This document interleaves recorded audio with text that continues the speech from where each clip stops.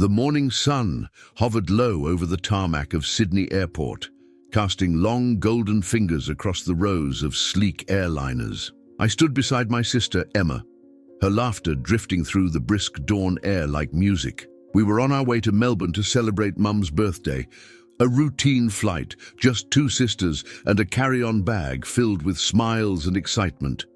Emma clutched her little blue jewelry box in her hands.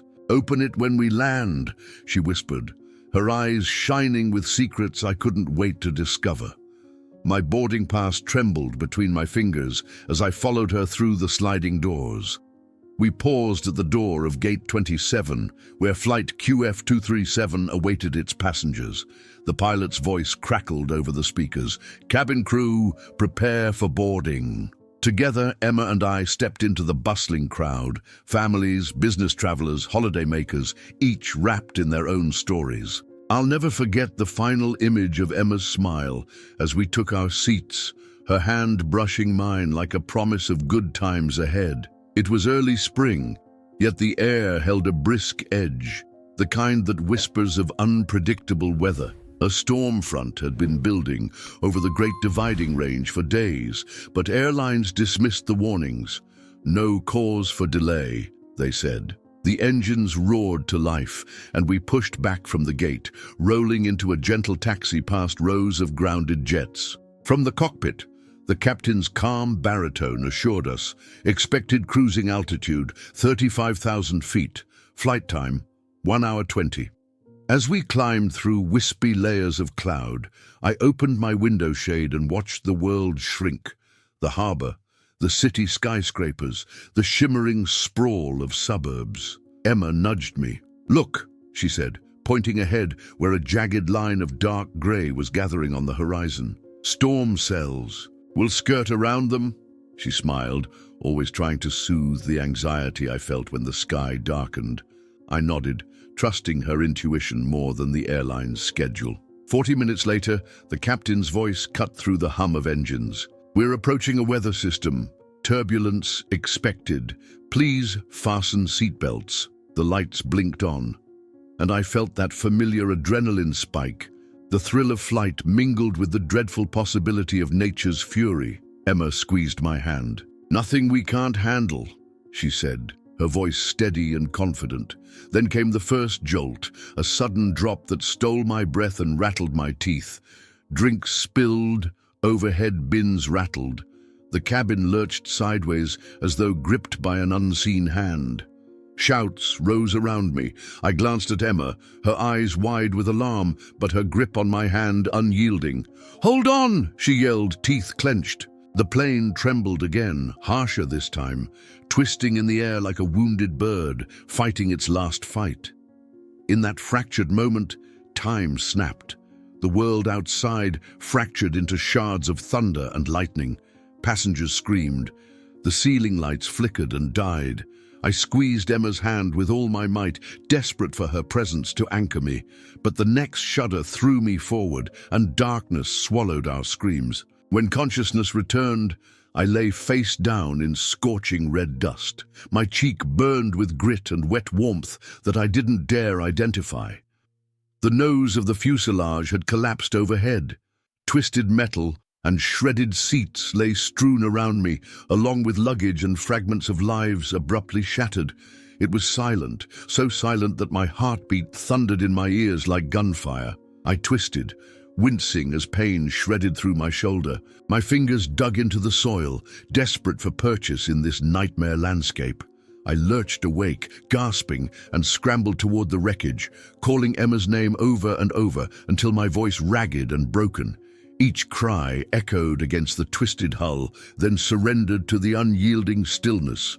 Hope felt like a loaded gun in my chest. I crawled on hands and knees, the coarse earth burning the palms of my hands. Every so often I found a scrap of fabric, blue-red striped, that hinted at human presence, but no sign of Emma, no comforting life sign, only the stench of fuel and the taste of fear on my tongue.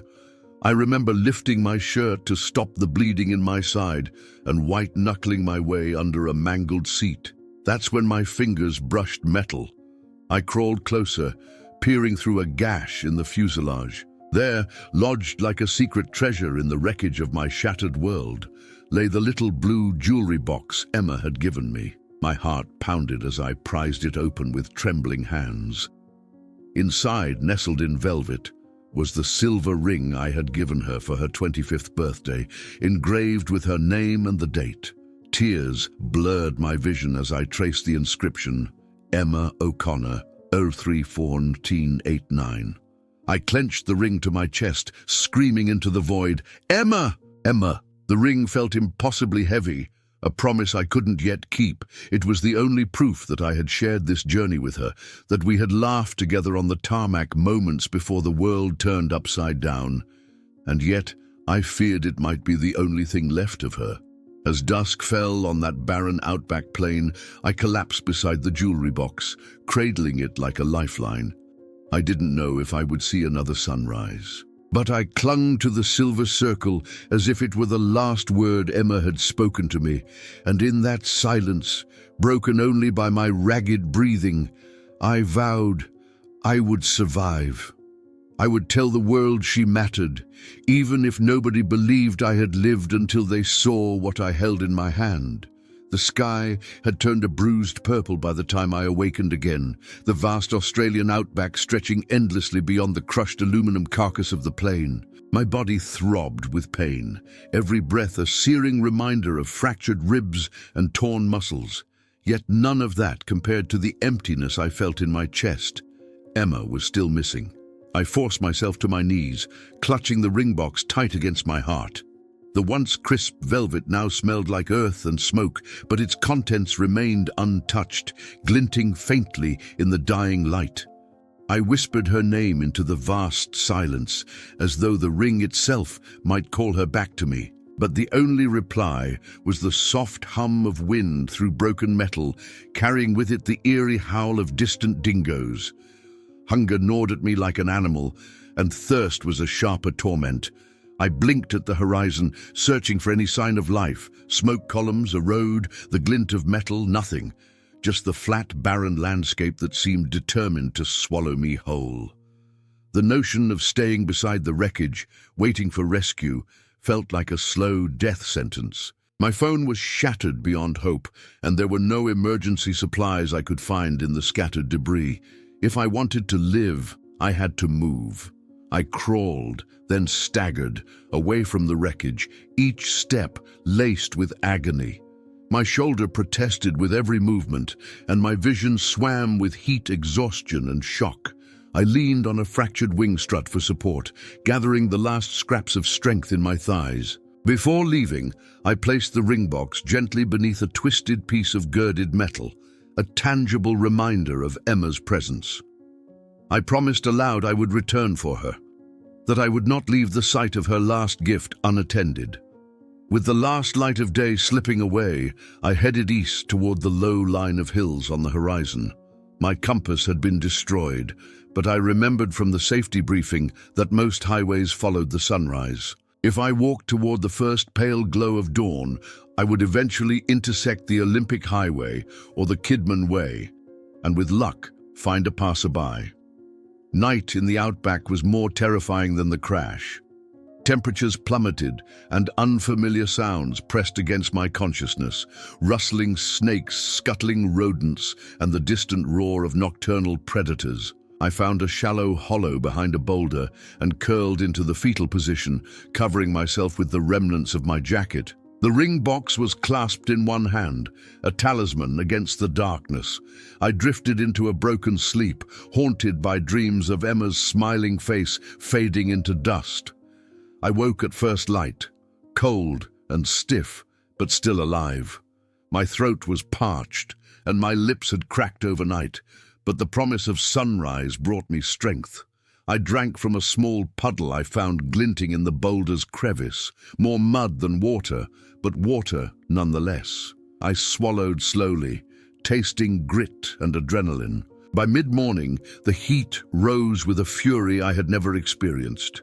The earth baked beneath my boots, and the sun bore down like an accusing eye. My pace slowed to a desperate shuffle, each mile etched in sweat and agony. I rested at the base of each hill and scanned the plains, searching for anything that signaled civilization. A cloud of dust in the distance. Was it an approaching vehicle, or just a whirlwind dancing among the spinifex? Hope surged in my chest. I hoisted myself to my feet and waved the ring box overhead like a flag. As the dust column grew larger, I staggered into the open, shouting hoarsely. My voice broke, but the dust cloud solidified into the unmistakable shape of a utility truck thundering toward me.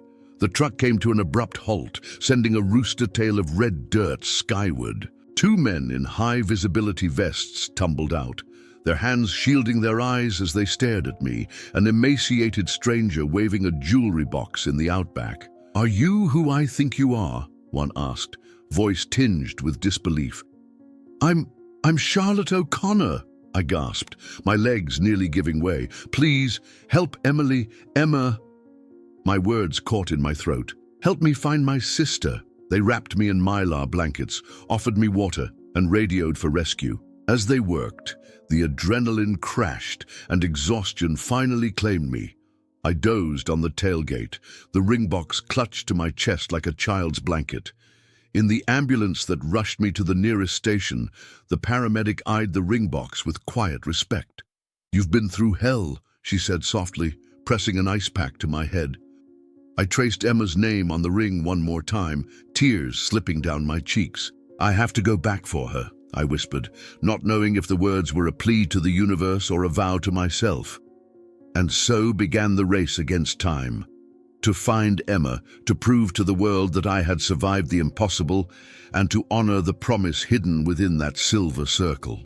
The fluorescent lights of the Royal Adelaide Hospital Emergency Department felt like harsh spotlights trained on my every fracture and bruise. I blinked against their glare as a nurse guided me down a corridor, each step echoing with the distant clack of computer keyboards and the muted wheeze of ventilators. The smell of antiseptic and disinfectant pressed against my nostrils, reminding me that I was alive, somehow alive, though I had no proof that anyone else believed it.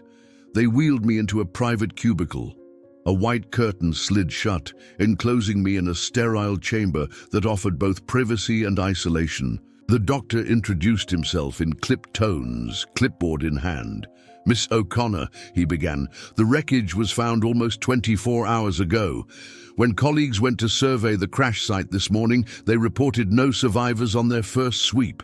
In fact, they're preparing to evacuate the site entirely." I pressed the ring box against my chest, its weight both comforting and accusatory. "I was there," I said, voice hoarse. "I stayed with Emma's ring until someone came. My words faltered beneath the weight of their incredulous stares. The doctor's eyes darted behind me, as though he expected someone else to confirm or deny my claim. "There's no record of 2 survivors," he said quietly. "You alone were brought in on the medevac. The coroner's office has already identified Emma O'Connor as deceased, presumed lost in the wreck. I'm afraid your recollections may be traumatic confabulations." Traumatic confabulations. The words spun in my head like haze. I forced the ring box onto the bed beside me and snatched it back, clutching it as though it were Emma's heartbeat.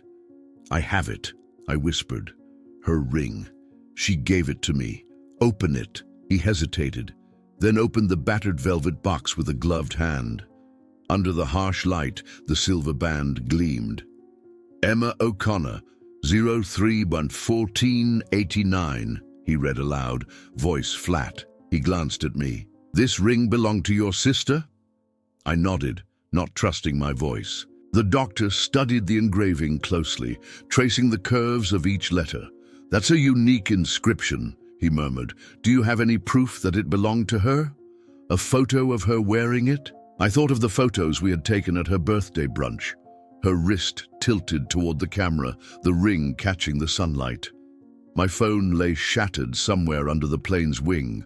All digital proof had been lost in the crash. "No," I admitted, "but I remember her telling me she wanted something engraved. This was the only thing I had to remind me she was there." Silence filled the room for a long moment before the doctor exhaled and straightened his coat. "We'll need to run some tests," he said. "Blood, DNA, fingerprints, and we'll compare them with multiple sources. Until then," he left the sentence hanging, as concrete as a glass wall. I lay back, every tendon on fire with helplessness and rage. "Nobody believes me," I thought, staring at the ceiling tiles. My reflection in the metal tray table shimmered like a ghost, frail, broken, unbelievable. I closed my eyes and saw Emma's bright grin, heard her laughter as if she were right beside me. I clutched the ring tighter and vowed I would not let her be erased. The next morning, 2 detectives from the Australian Transport Safety Bureau arrived.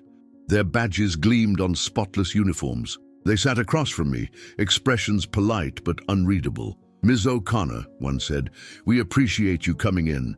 We understand you've experienced severe trauma. We have your medical records confirming you were the sole survivor found at the site.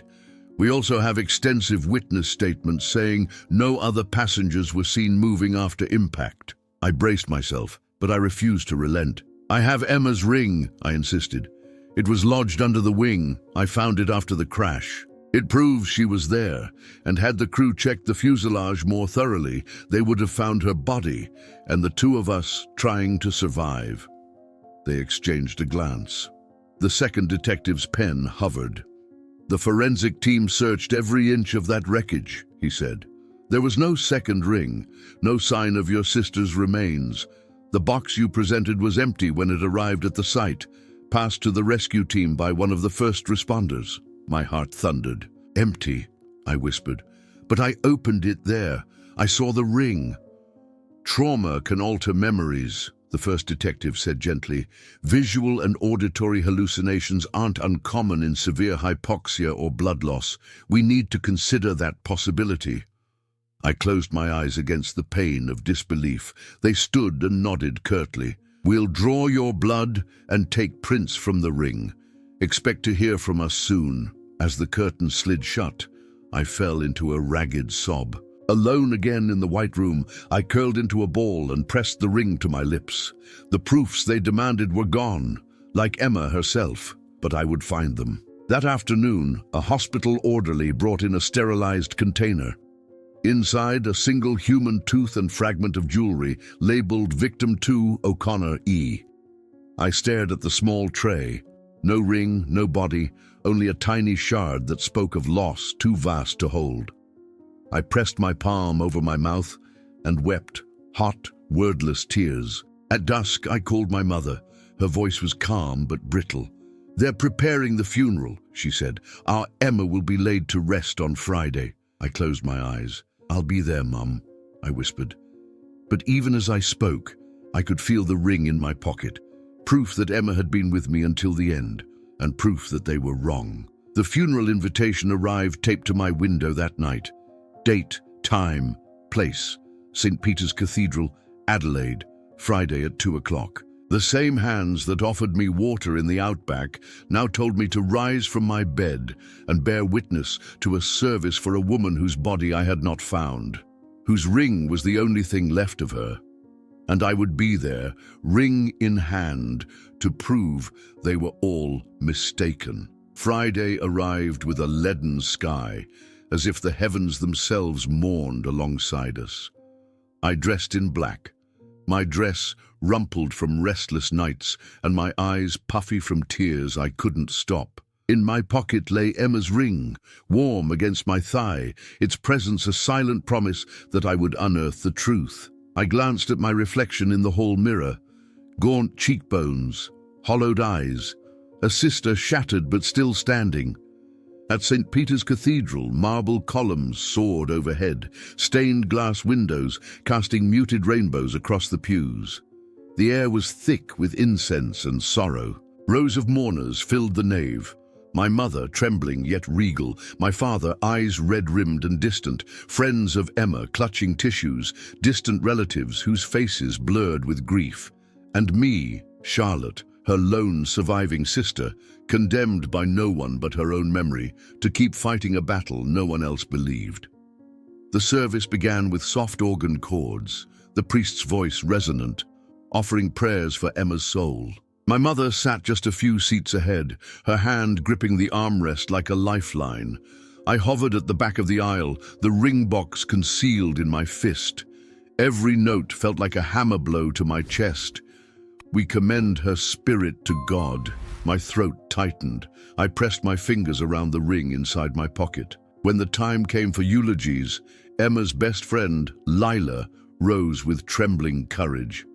She spoke of Emma's laugh, her compassion, the way she'd light up a room. I closed my eyes and imagined Emma beside me, her voice teasing, "Don't fall asleep at my funeral, Charlie." A single sob escaped me, not for Emma, but for the sister the world buried without proof of her existence. After the final hymn, the congregation began to file down the aisle. I stayed rooted, waiting for the moment I could step forward. My father approached, eyes stern. "Charlotte," he said quietly, "you shouldn't be here. You should be resting." His voice cracked. "Let her go, dear. It's time." I swallowed and stepped into the aisle. The hush that fell over the cathedral felt like the pull of 100 eyes. I stopped at the foot of the casket, its pale wood polished and silent. With trembling hands, I retrieved the ring box and placed it atop the shroud. Gasps rippled through the crowd. "Open it," I said, voice steady despite the quake in my chest. The ring box's velvet lid lifted on invisible hinges. The silver band lay nestled inside, gleaming in the candlelight. "This ring belonged to Emma," I continued, raising the box higher so all could see. "She gave it to me before we boarded flight QF237. I kept it on me in the wreckage. It's proof she was with me until the end." A murmur spread through the mourners. My mother's hand flew to her mouth. My father's face paled. The priest frowned, uncertain how to respond. Lila rushed forward, tears in her eyes. "Oh, Charlotte," she whispered. Before they could react further, I lifted the ring out of its velvet cradle. I traced the engraving with my thumb. Emma O'Connor, 03-14-89. Then I turned to my parents. "This isn't a ghost story," I said. "This is my story. I'm not asking you to believe based on faith or hope.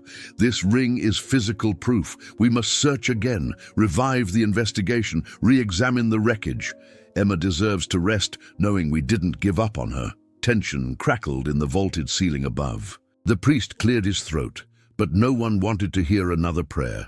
Finally, my mother stepped forward, her grief a tidal wave in her eyes. She touched my arm. "My sweet girl," she said, voice choked. "You've carried so much. But people will say you're delusional, that this is too little, too late. What if they think you're seeking attention?" I met her gaze without flinching. "I don't care what they think," I whispered. "I care about Emma." My father moved aside, allowing the funeral director to draw the velvet lid closed. The ring box was taken from the casket and handed to me. I tucked it into my coat as final words were spoken over Emma's body. Then we followed the pallbearers out into the drizzling rain. Outside, umbrellas bloomed like dark flowers. The procession moved slowly toward the hearse. I lagged behind, my eyes fixed on the wrought iron gates, already wondering how I would get back to that crash site. A reporter from the Adelaide Gazette elbowed her way beside me, notepad in hand. "Miss O'Connor," she said eagerly, "is it true you found new evidence? Will you be pressing charges?" I didn't spare her a glance. I walked past her toward the line of parked cars where the black hearse waited. Beside it, the ATSB detectives from the hospital, Detective Reynolds and Detective Sinclair, stood under a single umbrella, faces unreadable. I approached them, holding the ring box aloft. "Detectives," I called out. They turned, eyes locking on the silver band. "This belongs to Emma. I found it at the wreckage. I want you to reopen the case. I want a full forensic dive, drone mapping, ground-penetrating radar, everything. Prove to the world that she existed, that she died because we didn't look hard enough." Detective Reynolds exchanged a glance with his partner. He sighed. "Ms. O'Connor, we can't promise an immediate reopening, but we'll log this evidence and forward it to the coroner's office. It might prompt a review. That's all I'm asking, I replied, voice gentle but firm. Thank you. As I climbed into the back of my father's car, the rain washed across the ring's surface, as though even nature joined in my resolve. The doors closed, and the procession moved toward the crematorium. I watched the hearse's taillights fade into the grey haze, embers of determination kindling in my heart. I would not rest until Emma's name was cleared. I would track every lead, challenge every assumption, and fight against every doubt. Because this silver circle was more than jewelry, it was a lifeline to the truth, and I would follow it wherever it led. The following Monday, I found myself standing before the ATSB's Adelaide offices, the ring box heavy in my coat pocket like a stone tied to my heart. Over the weekend, word had leaked. The sole survivor insisted on proof of her sister's existence. The media buzzed with speculation, some sympathetic, many scornful. But now, in the antiseptic lobby of the Transport Safety Bureau, it was all business. No flashing cameras, no whispered gossip, just the fluorescent glare of overhead lights and the low hum of office conversations. Detective Reynolds met me at the security gate, offering a curt nod. His partner, Detective Sinclair, hovered behind him, arms folded. "Thank you for coming in, Ms. O'Connor," Reynolds said, leading me through a maze of corridors. "Your evidence has been logged. We've arranged access to the crash site, escorted by our field investigators. You'll have limited time, 4 hours at most, so make it count." I nodded, swallowing the lump in my throat. "I understand.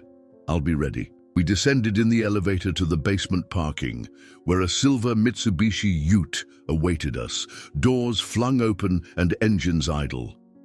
The detectives hustled me inside, handing me a high-visibility vest and helmet. The ring box I tucked deep into my inner pocket, too valuable, too fragile to expose to dust or prying eyes. The drive to the crash site took an hour, crossing scrubland and red earth, until the Ute rolled to a halt at the same clearing where only recently I had wandered alone. The field investigators, a stoic woman named Kara, and a lean man called Malik greeted us. Their eyes lingered on me with a mixture of curiosity and guarded concern, as though they weighed the sanity of someone clutching a ring like a talisman. 4 hours, Reynolds reminded us. We'll start mapping at 0900. After that, we have a meeting to review your findings. I stepped from the vehicle, breathing in the familiar taste of dust and petrol. The wreckage lay just beyond the tree line, choked by coarse grass and echoing metal bones. The site had been cordoned off. New orange tape fluttered in the breeze. Fresh flares marked the perimeter, and a drone hovered overhead, its camera lens glinting like an unblinking eye. Kara handed me a tablet displaying the site map. Red dots marking debris piles, blue lines tracing flight paths, green squares indicating test dig zones. "We've already performed a LiDAR scan and compiled a detailed 3D model," she said. "You can review it on this device, zoom into sections, or flag coordinates for ground-penetrating radar." I tapped the screen, tracing the fuselage's jagged outline. Memories flooded back, the way the metal had twisted, the way Emma's ring had caught the sunlight as I pried open the jewelry box. I scrolled to a section marked Zone D, where I had found the ring buried beneath a wing support. "We need to re-excavate this area," I said, pointing, "and expand the search radius 50 meters north and east. The current grid may have missed fragments." Malik studied the map. "That area was cleared twice," he said evenly. "But we can redeploy the radar. You'll have your crew." He nodded to 2 field techs in safety glasses. "Let's get to work." We walked the perimeter as the drone wheeled overhead, then converged on Zone D. The afternoon sun climbed high, baking the earth. I joined the field techs, hands calloused from digging, sifting through red soil and bits of debris. Every shovel of dirt threatened my hope with disappointment. But beneath each stone, I laid aside another fragment of the past, a seat buckle, a lens from an overhead light, a scorched piece of radial engine cover. 2 hours in, the radar picked up an anomaly 15 meters north of the original excavation point. Malik knelt beside me as the tech marked the spot with a flag. "Let's see what's under here," he said.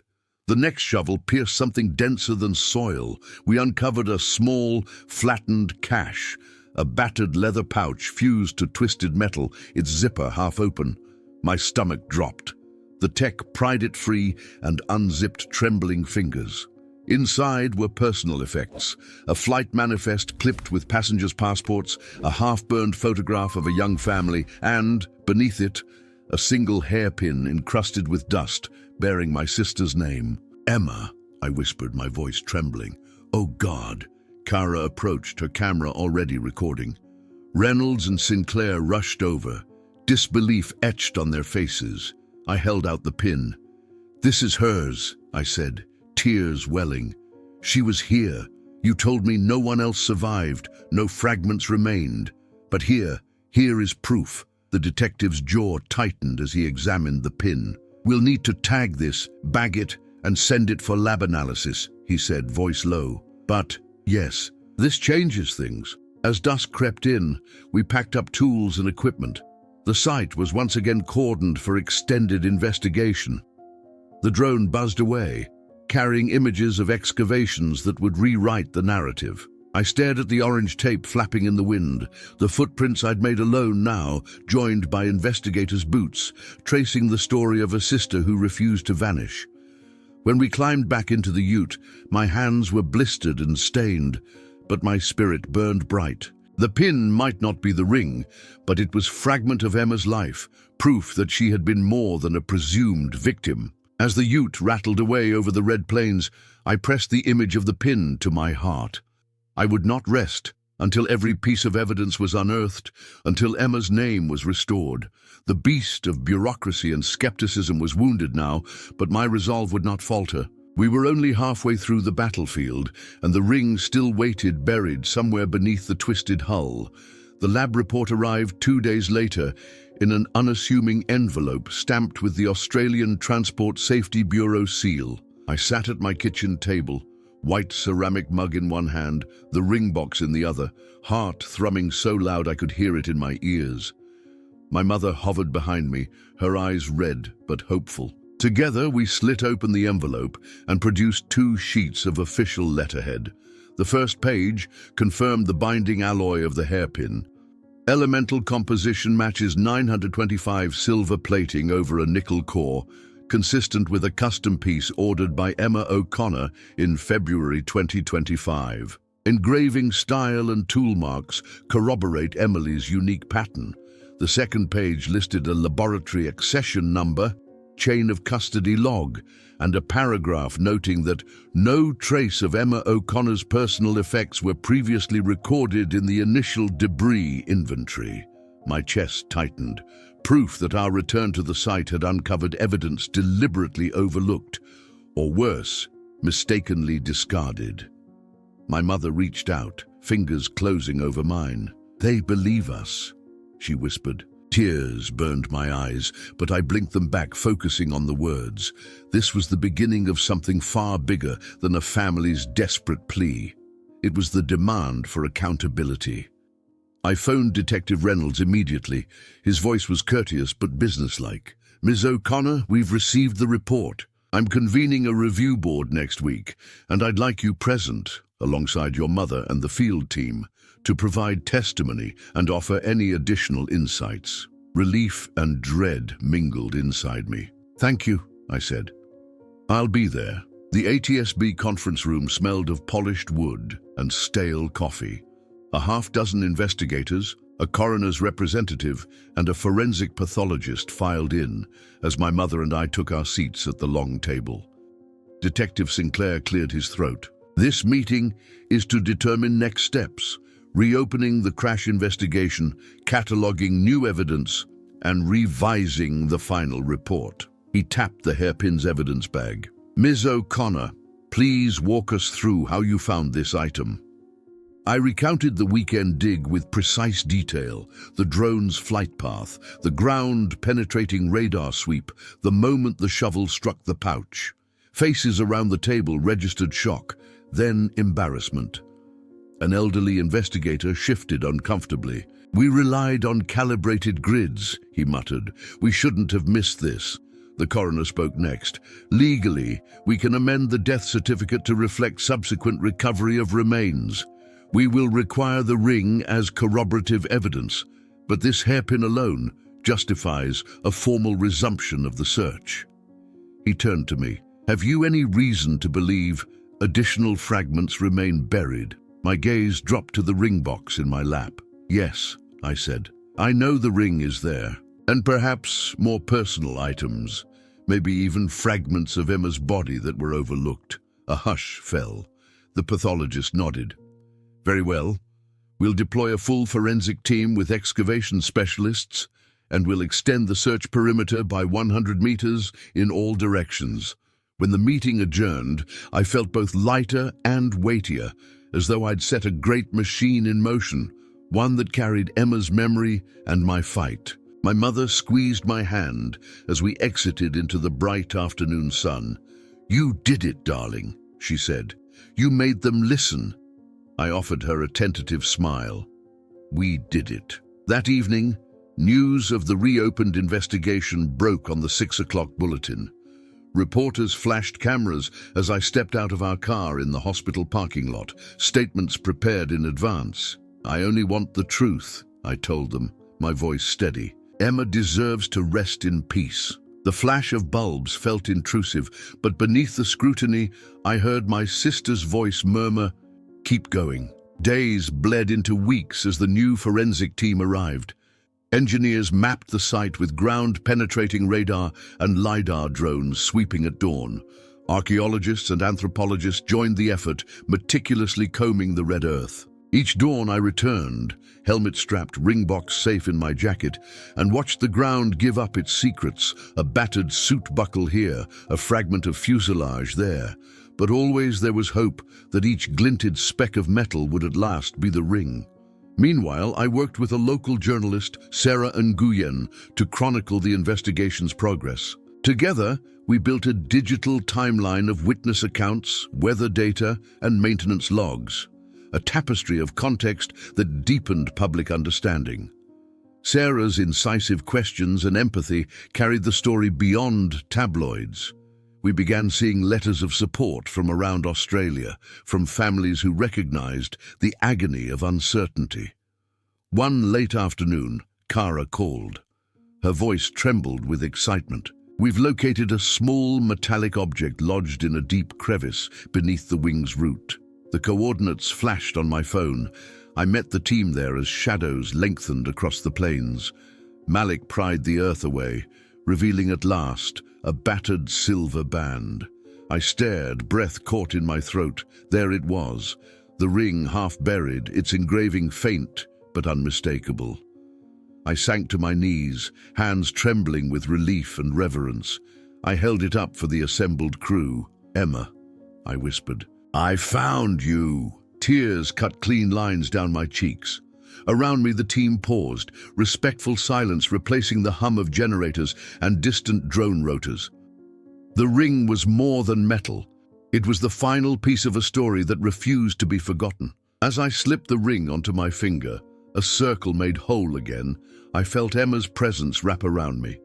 The world had doubted, investigated, and finally delivered justice in the form of truth. But our journey wasn't over. There remained the matter of closure. A reinterment of Emma's remains, a revised inquiry report, and the healing that would follow. I rose, wiping my cheeks. The sun dipped low, painting the sky in molten gold. "Let's bring her home," I said. The team nodded, and together we began the painstaking process of lifting the fuselage plate to recover what remained of her, and with it, restore her rightful place in our world. Dawn broke over the red plains with a quiet brilliance, the sky painted in pale mauves and golds. I arrived at the crash site before the forensic team, heart pounding beneath my high-visibility vest. Morning mist curled around the twisted wings of Flight QF-237, lending the wreckage an otherworldly hush. Today would be the day we finally brought Emma home. The excavation zone lay cordoned off with bright orange tape. Beyond it, heavy-duty cranes and lifting rigs had been maneuvered into place, each piece of machinery a promise that the Earth would soon surrender its secrets. I stepped past the tape, ring glinting on my finger, and joined Kara, Malik, and the rest of the recovery crew. They faced me with solemn nods. This was more than a job to them now. They were partners in a family's grief and hope. Kara unfolded a laminated site map. "We've cleared the debris above the starboard fuel tank," she said, voice steady. "Now we begin the lift sequence. We'll jack up this section in 5-meter increments, secure it, then carefully excavate beneath." She gestured to the massive panel of fuselage that still rested on the earth like a wounded beast. The lifting cables snaked under the metal ribs, attached to hydraulic jacks that rumbled softly as they drew the panel upward. I crouched beside the first jack, my fingers brushing the dusty earth. Memories of that night surged through me, the thunderous impact, the eerie silence, the solitary vigil beside Emma's ring box. Now, as the fuselage creaked and rose, I felt as though I was watching a tomb open. A collective breath held as the metal edge lifted high enough to reveal a narrow gap between the plane's skin and the ground. Malik carefully slid a long-handled brush into the crevice and coaxed away layers of red soil. Each stroke uncovered fragments, tiny screws, insulation fragments, even a scorched scrap of fabric stamped with a flight attendant's name tag. My pulse quickened. Then, nestled against a chunk of chassis frame, I saw it, a small, charred bundle of cloth and bone. "Here," I whispered, leaning forward. Kara eased closer, camera rolling. With gloved hands, she lifted the bundle onto a sterile tray. I recognized the pattern immediately. The fabric of Emma's favorite scarf, the one she wore every winter to keep the Adelaide wind at bay. My throat clenched as the reality of what I held washed over me, the final pieces of my sister waiting in the earth for us to find them. We worked meticulously, photographing every angle, tagging remains with evidence markers, and sealing them in clearly labeled containers. The coroner's team stood by, notes and pens at the ready, as the crane lifted the next section of fuselage. Each new cavity revealed more. A tangle of wires, a fragment of the black leather jacket she adored, a single pearl earring glinting in the dawning light. When the last panel was hoisted away, a hush fell over the site, a cathedral of bent metal laid bare. I sank to my knees beside the exposed ground, tears slipping unheeded down my cheeks. I pressed my palm against the earth where I knew Emma had lain. "I'm here," I murmured, voice breaking. "I'm here, and I've found you." The wind stirred, scattering dust motes like drifting embers. For a moment it felt as though she was speaking back, whispering that she had not been forgotten. Over the next few hours, the team recovered every fragment they could find. Small bones, fragments of clothing, personal effects, each item carefully catalogued for DNA analysis, reconstruction, and final rites. A forensic anthropologist, Dr. Priya Singh, knelt beside me. "Your persistence ensured these remains weren't lost to time," she said gently. "We'll be able to reassemble her story and give you and your family the closure you deserve." I nodded, clutching the ring box against my chest. "Thank you," I whispered, voice raw. "Thank you for honoring her." As midday approached, the lifting rigs fell silent. Tarpaulins were laid over the cleared earth, and the crew began packing up. The smoky scent of diesel mingled with the dusty breeze as I stood, brushing grit from my knees and palms. I looked once more at the cavernous grave beneath the plane, feeling both relief that our search was over and sorrow that Emma's body had endured so long in the unforgiving Outback. Before I left, I placed Emma's ring box on a clean section of fuselage. Opening it, I held the silver band suspended in the sun. "This is yours," I told her, voice steady despite my tears. "This is all that was left of you when I found it, and now it guides me home." I slipped the ring from its velvet nest and pressed it into the scarred metal of the wing, leaving an imprint in dust. An offering of love and remembrance. Back at the ATSB command post, Detective Reynolds approached. "The coroner will convene tomorrow to review the recovered remains and new evidence," he said. "Then we'll schedule a reinterment service. Your testimony helped make this possible." I met his gaze, gratitude and fatigue reflected in both our eyes. "Thank you," I replied, "for believing me, for helping me find her." He nodded and turned away to speak with the press. I watched him go, then slipped into the shade of a eucalyptus tree. Holding the ring box close, I closed my eyes and felt the weight of the journey, from that first dawn in Sydney to this moment beneath the Outback sun. I had proven the existence of my sister, unearthed her remains, and restored her place in the world. But the road to healing was just beginning. Ahead lay years of memorials, inquiries, and rebuilding my family's shattered sense of safety. Emma's death would always be a fault line in our lives, but now it was a fault line illuminated by truth, not obscured by doubt. I opened my eyes to the vast horizon, the plane's skeleton behind me, and the flicker of determination burning in my chest. This chapter would close with Emma's proper burial and her name restored to the record books. And then, one day, I would let the silence settle, knowing I had kept my promise, and that her ring, her final gift, would endure as a symbol of love, triumphant over loss. A week later, Adelaide's autumn air carried a crisp clarity that felt as though the city itself exhaled relief. The reinterment service was set for mid-morning at West Terrace Cemetery, Emma's final journey symbolizing the closure we had fought so hard to earn. My mother and father stood side by side near the fresh plot, flanked by close friends, family, and the ATSB investigators who had become unlikely allies. I arrived carrying Emma's ring box, now empty save for the memory of the silver band I had left on the crash fuselage as a promise to her. As the funeral director led the pallbearers in, I noticed Detective Reynolds and Cara positioned near the front, their uniforms a reminder of the institutional shift we had forced. Reports from the coroner confirmed our recovery had been thorough. All remains were accounted for, and DNA analysis had verified Emma's identity. The amended death certificate lay folded in my coat pocket, a quiet victory against the bureaucratic tide that once denied her existence. The service began with a lament played by a lone bagpiper, the wailing notes echoing across the cemetery lawns. I stepped forward to place the first handful of rose petals atop the casket lid. Each petal was a fragment of our grief and love, a benediction for the sister who had slipped through the cracks of time. The priest spoke of redemption and remembrance, but his words felt inadequate compared to the truth we had unearthed. I closed my eyes and envisioned Emma's laughter weaving through the petals as they settled. When the time came for me to speak, I unfolded my notes with trembling fingers. "Emma O'Connor lived as brightly and fiercely as any of us," I began, voice steady against the hush. "She believed in kindness, in adventure, in the bonds that hold families together. Though the world tried to forget her, we refused to let her story end in silence." I paused, gazing at the assemblage of faces, some tear-stained, others expectant.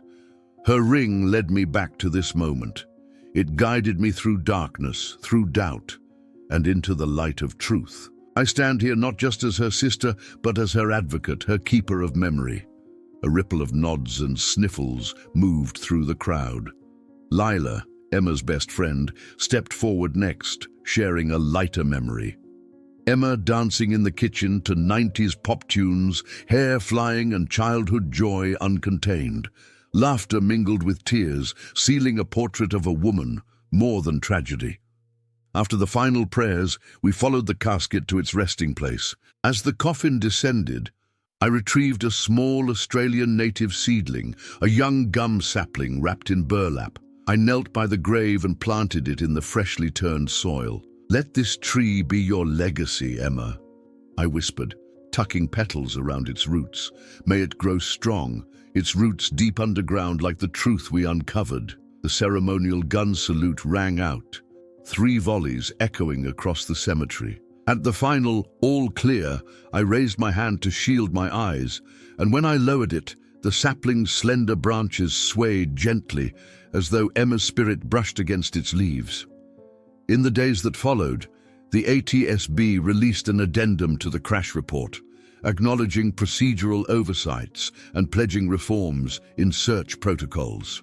While justice in aviation safety could never undo the past, our efforts ensured that no other family would face the same erasure. The story of Flight QF237's lone survivor became a case study in the importance of holistic searches, testimony that started with a silver ring and ended with institutional change. At home, I placed Emma's ring box on the mantelpiece beside a framed photo of us on that sunny morning at Sydney Airport. The box was empty, but held more power now than it ever did with the ring inside. It was a symbol of perseverance, of sisterhood, and of a vow kept. That evening, as the sun dipped behind the Adelaide hills, I sat on the front porch with my mother. We shared a cup of tea, the silence between us no longer weighted by unanswered questions. Instead, it carried the gentle hum of remembrance. "She'd be proud of you," she said softly. I nodded, feeling Emma's presence in the fading light. Though the journey had been harrowing, and though the scars, both physical and emotional, would remain, we had forged a path to truth. The ring's circle had come full loop, from the inside of that mangled fuselage to the top of a wooden coffin, to the earth nourishing a sapling. And in that circle, Emma's story lived on, immeasurable, unforgettable, and eternally cherished. The weeks following the reinterment felt like wading through a half-lit world, neither fully restored nor completely broken. The media glare had softened to a steady glow of respect, replacing sensational headlines with thoughtful profiles of our family's battle for justice. Yet every morning, I awoke with a hollow ache where my sister's presence had been, and each night I fell asleep, cradling the silver ring box, now adorned with a single engraving on its lid, "Truth Redeemed." I returned to work at the university, lecturing on environmental science, but every classroom felt too bright, too ordinary. After class, students lingered to ask about the crash investigation, to offer condolences, or share stories of their own lost loved ones. Their empathy comforted me. Yet each conversation underscored how profoundly the wreckage had altered my life. I no longer listened for the hum of engines overhead without recalling the violence of that storm. The scent of jet fuel now summoned memories of heat, metal, and dust. In the evenings, I met with Sarah Nguyen, the journalist who had chronicled my journey. Over cups of chamomile tea in her sunlit kitchen, we discussed the next phase. A feature documentary highlighting procedural reforms inspired by Flight QF237. She described how aviation officials across Australia had reached out, asking for guidance on improved search protocols, better integration of survivor testimony, and expanded use of forensic technology. Emma's ring and hairpin had become symbols of meaningful change. Proof that even the smallest artifact could reshape policy when wielded by the determined. Despite progress, grief remained an undercurrent. On the day I mailed in the amended death certificate, now officially corrected to record both Emma's date of death and the precise recovery details, I felt an unexpected surge of sorrow. Standing at the post office counter, I gripped the envelope like a lifeline, as though sending it away would seal her fate all over again. When the clerk handed me my receipt, I pressed it to my chest and wept, muffling sobs behind my mask. Emma's death certificate was no longer a formality. It was a testament to the truth we had clawed from the earth. One afternoon, I visited St. Peter's Cathedral, where her funeral had taken place. The pews were empty now, sunlight dancing through the stained glass in colorful patterns on the marble floor. I carried the ring box, now closed, and knelt at the side altar. With trembling fingers I opened it, empty but holy. I placed it on the altar rail and lit a candle, its flame flickering like a heartbeat. "Thank you," I whispered, "for guiding me." The hush answered with a gentle warmth, as though Emma's spirit blessed the silence. My parents and I established a small foundation in Emma's name, the O'Connor Memorial Trust for Aviation Safety.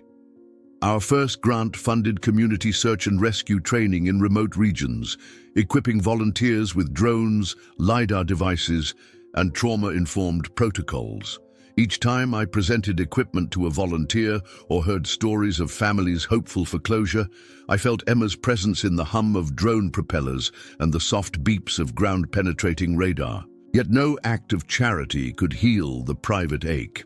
Late one evening, I found the original hairpin boxed in a soft pouch on my nightstand, a gift from Emma's best friend Lila, as a reminder of our shared struggle. Holding it, I realized how tightly I'd gripped the ring and hairpin as proof, and how little I had allowed myself to release them. The next morning, I wore the hairpin in my hair and slipped Emma's ring onto my thumb, a position both visible and intimate, where I could feel its weight without risking loss. At the Foundation's inaugural symposium, I addressed a room full of pilots, rescue workers, forensic experts, and policymakers. I shared our story with measured calm, the crash, the search, the doubt, and the ultimate recovery of Emma's remains. As I spoke, I felt a current of resolve ripple through the audience. When I finished, the room erupted in applause, respectful, heartfelt, and resonant with shared purpose. In that moment, the ache in my chest made way for something new, a steadfast belief that out of tragedy could emerge collective vigilance, compassion, and improved safety for all. That evening back at home, I placed the ring box on the mantel beside the Foundation's charter document. The empty box no longer symbolized loss alone. It signified the opening left behind by Emma's absence and the space we had filled with action, remembrance, and hope. The journey from the first jolt of turbulence to this moment had been long and fraught with pain, but it had also revealed the power of one individual's resolve and one sister's unbreakable bond. Tomorrow, I would travel to Canberra to testify before a parliamentary committee on aviation safety. Emma's ring would be in my pocket, her name on my lips as I spoke for survivors and families still waiting for closure. And though my heart would always bear the weight of her absence, I knew that together we had forged a legacy stronger than any storm, one that would guide others home when darkness fell. Dawn's pale light filtered through the curtains of my hotel room in Canberra, casting long shadows across the mahogany desk strewn with briefing papers. The O'Connor Memorial Trust's logo, an engraved silver ring encircled by a stylized gum leaf, glinted from every page. Today, I would stand before the Parliamentary Joint Committee on Transport and Infrastructure, bearing the weight of Flight QF237's lessons. Emma's ring nestled safely in my jacket pocket. I dressed carefully in a charcoal grey suit, crisp white blouse, and understated pearl earrings, Emma's favorite pair, polished and ready. As I fastened my lapel pin, I paused before the mirror, meeting my own gaze. The woman who emerged seemed both familiar and transformed. The sister who survived the crash, the advocate who reopened an investigation, the daughter who buried her sister with dignity, and now the witness called to shape national aviation policy. In the lobby, I met with Sarah Nguyen, whose steadfast reporting had carried our story from tabloid ridicule to respectful discourse. She handed me a small folder, prepared remarks, cross-references to ATSB findings, and a dossier of recommended reforms. "You'll do great," she said softly, squeezing my shoulder. "You're the best person to tell them why this matters." We entered the parliamentary complex. Through a security checkpoint, the air hushed under marble pillars and framed portraits of past leaders. The committee room buzzed with quiet anticipation. Officials in suits, aides with laptops, a scattering of journalists behind glass partitions. At the head table sat the committee chair, Senator Margaret Reyes, her expression welcoming yet grave. Senator Reyes gavelled the meeting to order. Today, we hear evidence on aviation safety protocols, search and rescue operations in remote regions, and the integration of forensic methodology in accident investigations. Our first witness is Ms. Charlotte O'Connor, founder of the O'Connor Memorial Trust. She gestured to the microphone. I took a deep breath and rose. The chamber seemed to inhale with me, a collective focus on my every move. I approached the table, laid out the ring box before me, and opened it gently so the silver band caught the overhead light. A hush settled. The ring's simple circle was more compelling than any graph or statistic. "Senator, honorable members," I began, voice steady. "My name is Charlotte O'Connor. On March 14, 2025, my sister Emma and I boarded Flight QF237 from Sydney to Melbourne. The aircraft encountered severe turbulence and crashed in an unpopulated stretch of South Australia. I was rescued alone, and despite my testimony, official investigators concluded that I was the sole survivor. Emma's existence and ultimately her remains were doubted, overlooked, and presumed lost to the desert." I paused, meeting the senator's eyes. It was only through my refusal to abandon hope and the physical proof of her hairpin and finally her engraved ring that the ATSB agreed to reopen the site, recover her remains, and correct the public record. This ring, I lifted it higher, is more than a personal heirloom. It represents the failure of standard search protocols and the triumph of combining survivor testimony with advanced forensic techniques. I outlined the chronology: the initial site grid mapping, the missed debris fields, the absence of ground-penetrating radar in the original survey, and the lack of coordinated survivor debriefing. I presented recommendations: mandatory dual-sweep searches of accident sites, integrating human analysts with ground-penetrating radar and LiDAR mapping, formal survivor debrief protocols that prioritize the collection and verification of physical evidence, even when bodies are presumed unrecoverable, standardized chain of custody and evidence logging to prevent loss or misplacement of critical personal artifacts, enhanced remote region training for first responders, equipping them to recognize and preserve micro-fragments of wreckage and remains, a National Survivors Liaison Office, ensuring that survivors and families have direct access to investigators and can contribute to ongoing evidence assessments. As I spoke, I sensed the committee's engagement deepening. Senator Reyes nodded thoughtfully. After I concluded, she leaned forward.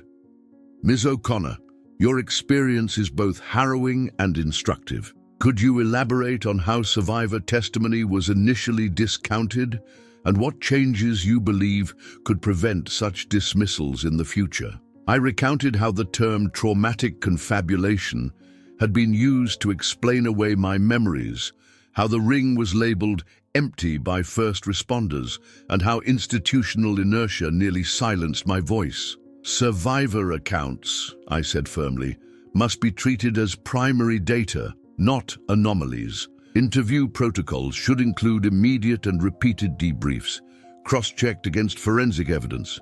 If a survivor insists on the presence of another person or artifact, that claim must trigger a targeted search rather than dismissal." The senator scribbled notes as I spoke. Over the next hour, the committee members asked sharp, thoughtful questions about logistical costs, technology integration, training requirements, and interagency coordination. I responded with examples from our case and comparative studies from Canada's Arctic Search and Rescue Program and the U.S. National Transportation Safety Board's enhanced debris analysis protocols. Each answer felt like another brick laid in the foundation of systemic change. When the session ended, Senator Reyes offered a warm handshake. "On behalf of the committee, thank you for your testimony and for turning personal grief into public good. We will incorporate your recommendations into our final report." Outside the chamber, journalists crowded around, microphones extended. I fielded questions about the ring, the reforms, and the O'Connor Memorial Trust. Amid the flashes, I felt Emma's presence like a steady pulse, proof that even the smallest circle of silver could expand into national awareness. As the afternoon sun slanted across the Parliament forecourt, I retrieved my ring from its velvet box, slipped it back onto my finger, and inhaled the crisp spring air. The road ahead would involve legislative debates, budget allocations, and the slow churn of bureaucracy. But today, we had transformed grief into policy, doubt into duty, and a sister's memory into a mandate for safety. I walked out of the building, journalists trailing behind, my steps sure on the polished marble. The ring in my pocket was a reminder that truth, once unearthed, could reshape the world. And as long as Emma's circle endured, so would her legacy of vigilance, compassion, and unbreakable sisterhood. Returning to Adelaide after my testimony in Canberra felt surreal. The city's familiar skyline, St. Peter's Cathedral spire, the Adelaide Oval's floodlights, greeted me like an old friend. Yet everything had changed. In my pocket, Emma's ring nestled beside my phone, which now buzzed with messages from aviation officials, NGOs, and families of other victims. They'd heard my call for reform and reached out, seeking guidance, collaboration, and support. Over the following weeks, I threw myself into the work of the O'Connor Memorial Trust. Our first major project, a national workshop on integrating survivor testimony with forensic investigations.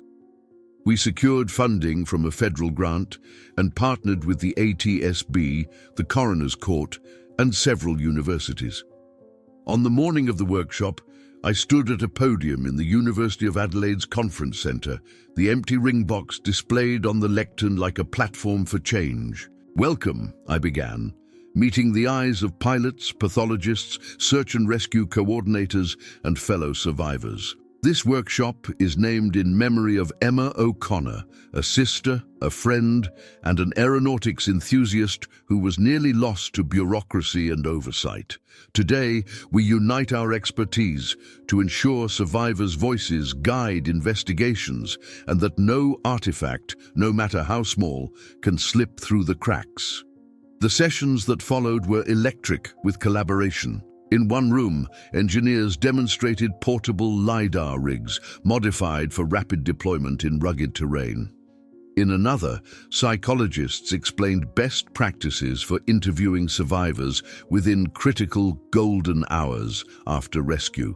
I moderated a panel of former crash survivors, each sharing how their accounts, initially dismissed, had later proven vital to understanding causes and locating fellow victims. One panelist, a Canadian crash survivor, held up a battered boarding pass as proof of a second, unseen passenger he'd rescued from the wreckage, prompting a review of that crash's investigation. At lunchtime, I sat beside Dr. Priya Singh, our forensic anthropologist who'd recovered Emma's remains. She sketched out plans for a mobile field lab trailer that could travel to crash sites equipped with biometric scanners, forensic imaging tools, and evidence locker compartments. "Imagine," she said, eyes bright, "if every remote region investigation had this at day one." I nodded eagerly, already drafting a grant proposal in my mind. The day ended with a roundtable chaired by ATSB Deputy Commissioner Hannah Lee. "Your recommendations here will shape our new field guidelines," Lee said, addressing the assembled experts. "We aim to roll out updated search protocols by next quarter, incorporating survivor interviews within 24 hours and mandatory radar sweeps on all accident sites." Applause filled the hall, proof that our collective efforts were bearing fruit. That evening, my phone buzzed with messages from around the globe. A South African search and rescue commander requesting training materials, a family in Alaska sharing thanks for our guidelines after recovering missing hikers, an airline CEO proposing a sponsorship for our next symposium. Each note reminded me that Emma's ring, once merely sentimental, had catalyzed a movement transcending borders. Back at home, I placed the ring box on my desk beside an email thread, with parliamentarians drafting aviation safety legislation. My mother entered the study quietly, pausing to watch me at my keyboard. "You've created something extraordinary," she said softly. I turned, offering a tired smile. "It's Emma's legacy," I replied. "I'm just the messenger." That night, I sat on the porch with the empty velvet box in my lap. The cicadas droned in the eucalyptus trees as I traced the embossed words, "Truth Redeemed," on its lid. Though the ring itself rested safely at my bedside, the box, once empty and hopeless, now held the echo of endless possibilities. In the days that followed, I drafted proposals for expanding our foundation's work, scholarships for students in forensic sciences, community outreach programs in rural Australia, and an annual Circle of Truth award to honor individuals whose discoveries had saved lives. Each initiative was sparked by one sister's refusal to let her sibling be forgotten. As Chapter 11 closed, I recognized that our journey wasn't just about a ring or a crash site. It was about the bonds that tether us, family, community, and the shared responsibility to look deeply, listen closely, and never let any story end in silence. Emma's circle had grown into a protective web of vigilance, and I vowed to nurture it for as long as I lived.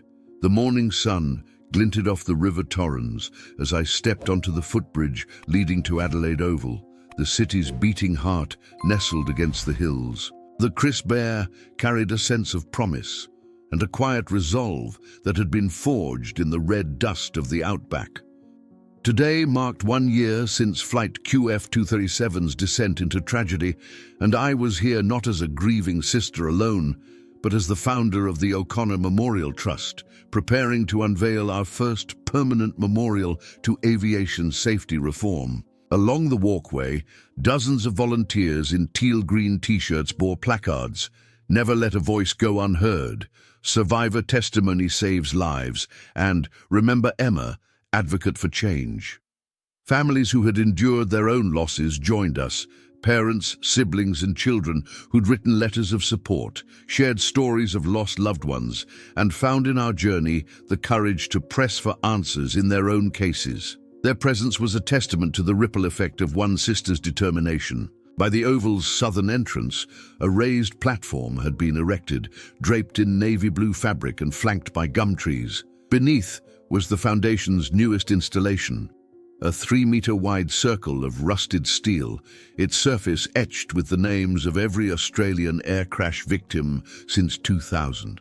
At its center lay a polished silver ring, the original ring Emma had given me, resting on a cushion of native wildflowers. The contrast of rough steel and shining silver symbolized the interplay of trauma and hope, loss and renewal. As the crowd gathered, I felt a tremor of nerves.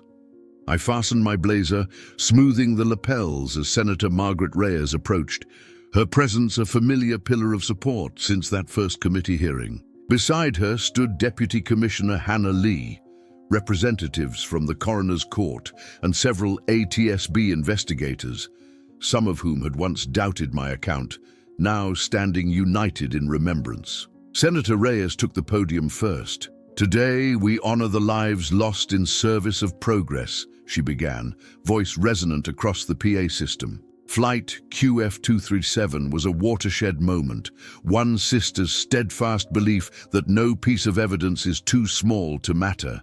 From here on, the O'Connor Memorial stands as a reminder that each voice, each story, each fragment of truth deserves its place in our collective memory. Applause rippled through the crowd as I stepped forward. The platform's wooden steps felt familiar beneath my heels, echoes of the funeral cathedral's marble floors, the scrubby ground of the crash site, and the marble halls of Parliament. I placed my palm on the steel circle's edge, the metal cool beneath my fingers. "Thank you," I said, voice steady despite the swirl of emotion. Emma's circle began as a simple promise, a ring given between sisters on a bright Sydney morning. In the chaos of a crash, in the silence of a search grid, and in the halls of power, that ring became a beacon for truth. It reminded me, and now reminds all of us, that behind every investigation, every protocol, every statistic, there are people whose stories must be honored. I paused, looking out at the faces in the crowd. Tear-streaked cheeks, hopeful eyes, quiet nods of affirmation. Today's memorial is not the end of our work, but a milestone. We will continue to train search teams, refine protocols, support survivors, and advocate for families still seeking closure. Each time a piece of evidence is found, each time a voice is heard, Emma's ring completes another circle, transforming loss into lasting safety. With a nod from the senator, I removed the silver band from its cushion and slipped it onto a slender peg rising from the center of the steel circle.